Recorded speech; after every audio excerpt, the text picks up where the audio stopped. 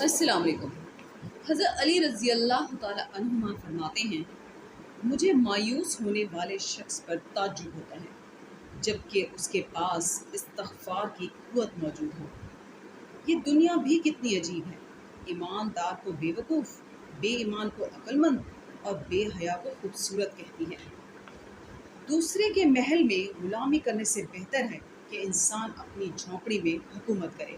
آج کا سبق شروع کرتے ہیں۔ پناہ مانگتی ہوں اللہ کی شیطان مردود سے۔ شروع اللہ کا نام لے کر جو بڑا مہربان نہایت رحم والا ہے۔ اگر یہ توبہ کر لیں اور نماز پڑھنے اور زکوٰۃ دینے لگے تو دین میں تمہارے بھائی ہیں، اور سمجھنے والے لوگوں کے لیے ہم اپنی آیتیں کھول کھول کر بیان کرتے ہیں۔ اور اگر عہد کرنے کے بعد اپنی قسموں کو توڑ ڈالیں اور تمہارے دین میں طعنے کرنے لگیں تو ان کفر کے پیشواؤں سے جنگ کرو۔ یہ بے ایمان لوگ ہیں اور ان کی قسموں کا کچھ اعتبار نہیں۔ عجب نہیں کہ اپنی حرکات سے باز آ جائیں۔ بھلا تم ایسے لوگوں سے کیوں نہ لڑو جنہوں نے اپنی قسموں کو توڑ ڈالا اور پیغمبر خدا کے جلا وطن کرنے کا عزم مصمم کر لیا، اور انہوں نے تم سے عہد شکنی کی، ابتدا کی۔ کیا تم ایسے لوگوں سے ڈرتے ہو؟